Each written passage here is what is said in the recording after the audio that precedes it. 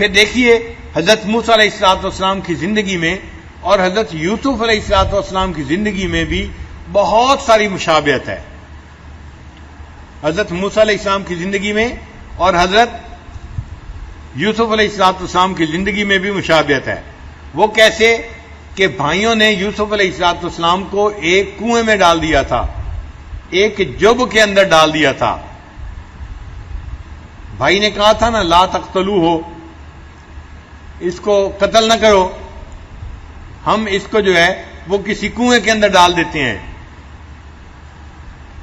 تو القا فی الجب، تو گویا یوسف علیہ السلام ایک کنویں کے اندر ڈال دیے گئے، اور حضرت موسیٰ علیہ السلام کو ان کی والدہ نے القا فی الیم، دریا کے اندر ڈال دیا تھا. یہ ادھر بھی پانی ادھر بھی پانی، تو ادھر بھی ادھر ماں نے ڈالا تھا ادھر بھائیوں نے ڈال دیا تھا. تو دیکھو مشابہت ہے نا. پھر حضرت یوسف علیہ السلام کو ایک مسافر قافلہ آیا تھا جس کو پانی کی ضرورت تھی، اس کے بندے نے ان کو اس دریا میں سے نکال لیا تھا. تو التقطہ السیارہ، اور حضرت موسیٰ علیہ السلام جب پانی میں بہہ رہے تھے تو التقطہ آل فرعون، ان کو فرعون کے جو لوگ تھے، یعنی فرعون اپنی بیوی کے ساتھ سیر پر نکلا ہوا تھا اور 800 غلام ان کے نوکر چاکر آگے پیچھے کھڑے تھے ان کی حفاظت کے لیے، خدمت کے لیے. ان نوکروں نے موسیٰ علیہ السلام کو دریا سے نکال لیا تھا. تو ادھر سیارے کے لوگوں نے نکالا تھا اور ادھر فرعون کے آل کے لوگوں نے ان کو دریا سے نکال لیا تھا. پھر جب بچے کو کھولا گیا تو مشابہت دیکھیے، حضرت یوسف علیہ السلام جب مصر پہنچے تو قافلے والوں نے تو ان کو بیچ دیا تھا، اونے پونے بیچ دیا تھا، اور ان کو عزیز مصر نے خرید لیا تھا. اب عزیز مصر ان کو خرید کے اپنے گھر لے گیا اور اپنی بیوی کو کہا اکرمی مثواہ عسیٰ ان ینفعنا او نتخذہ ولدا، اس کا اکرام کرنا، یہ ہمیں نفع پہنچائے گا، ہم اس کو اپنا بیٹا بنائیں گے. یہ عزیز مصر کے الفاظ تھے. اور موسیٰ علیہ السلام کا معاملہ کیا ہوا کہ جب ان کے بکسے کو کھولا گیا تو بیوی نے دیکھا کہ اس میں ایک بچہ ہے اور بڑا پیارا خوبصورت بچہ ہے. تو فرعون کی بیوی نے کہا تھا لا تقتلوہ، تم اس کو قتل نہیں کرو، عسیٰ ان ینفعنا او نتخذہ ولدا، یہ ہمیں نفع پہنچائے گا، ہم اس کو بیٹا بنائیں گے. تو وہاں فرعون کی بیوی کے یہ الفاظ تھے، یہاں عزیز مصر کے الفاظ تھے.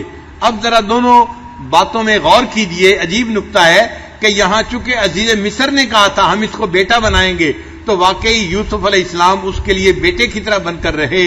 انہوں نے اس کی عزت کی بھی حفاظت کی، اور جب جوان ہو گئے اس کے ملک کو بھی سنبھالا، جیسے بیٹا اپنے باپ کی جو ہے وہ کام کو سنبھالتا ہے. تو یوسف علیہ السلام نے عزیز مصر کے ملک کو سنبھالا اور بڑی امانت دیانت کے ساتھ اس کو چلایا.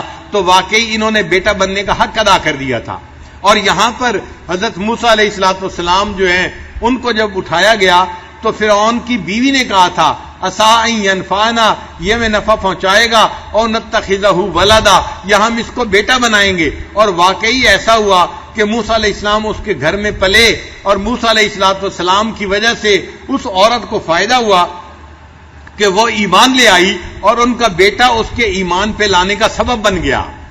مفسرین نے فرق لکھا ہے، وہ فرماتے ہیں کہ وہاں پر فرعون کی بیوی نے کہا تھا کہ ہم اس کو بیٹا بنائیں گے، تو پھر فرعون کی بیوی کی نظر اس کے بارے میں بدلی نہیں، کیونکہ اس نے بیٹے کے نام لیا تھا ہم اس کو بیٹا بنائیں گے، اور بیٹے پہ ماں کی نظر اور ہوتی ہے. تو فرعون کی بیوی بھی خوبصورت تھی، بادشاہ کی بیٹی تھی، لیکن اس نے موسیٰ علیہ السلام کو کسی ایسی نظر سے نہیں دیکھا. اس لیے واقعی موسیٰ علیہ السلام نے پرورش پائی اور اس کے لیے ایمان لانے کا سبب بن گئے، اس کو موسیٰ علیہ السلام سے خیر مل گئی. اور یہاں پر عزیز مصر نے کہا تھا کہ ہم اس کو بیٹا بنائیں گے. اگر اس کی بیوی بھی جواب میں کچھ کہہ دیتی کہ ہاں ہم بیٹا بنائیں گے تو پھر اس کی نظر بھی پاک ہو جاتی. اللہ زلیخا کو بھی یوسف علیہ السلام سے ایمان کی نعمت عطا فرما دیتے، مگر وہ چونکہ خاموش رہی اس لیے اس کا اپنا ارادہ ایسا نہیں تھا. اس لیے جب یوسف علیہ السلام جوان ہوئے اب زلیخا کی نظر اس پر کسی اور طرح کی پڑ گئی اور وہ ان سے اپنی خواہش پورے کرنے کے چکر میں لگ گئی.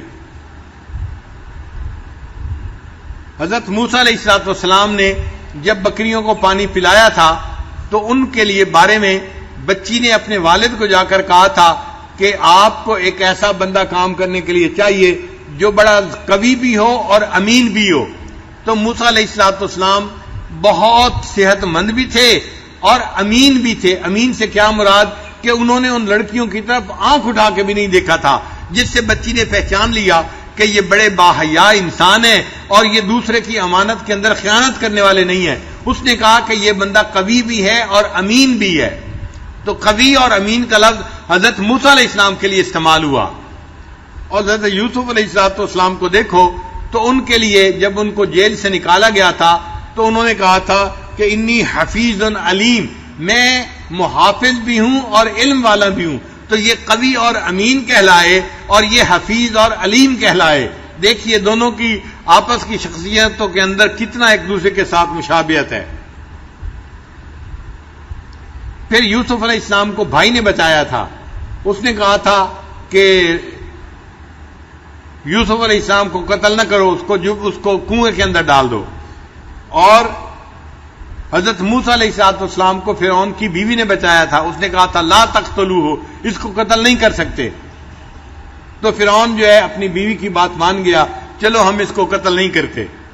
اس لیے میں کہا کرتا ہوں کہ قرآن پاک سے ثابت ہو رہا ہے کہ بڑے بڑے فرعون بھی بیویوں کی بات مانا کرتے تھے. عورتیں جو کہتی ہیں جی خامن تو سنتے نہیں، بات ہی نہیں مانتے، وہ غلط بات کرتے ہیں. قرآن پاک سے ثابت ہو رہا ہے بڑے بڑے فرعون باتیں مانتے تھے اپنی بیویوں کی. سارے ہزاروں بچوں کو اس نے قتل کروایا تھا، لیکن جب بیوی نے کہا کہ اس کو قتل نہیں کروانا، اس نے فوراً ارادہ کر لیا میں اس کو قتل نہیں کرواتا. اور وہ اس بات کو بھول گیا کہ یہی بچہ مجھ سے میرے تخت و تاج واپس لینے کا سبب بنے گا. پھر ایک اور مشابہت بھی عجیب ہے حضرت موسیٰ علیہ السلام میں اور یوسف علیہ السلام میں کہ یوسف علیہ السلام کی وجہ سے بنی یعقوب جو تھی وہ مصر کے اندر داخل ہوئے تھے.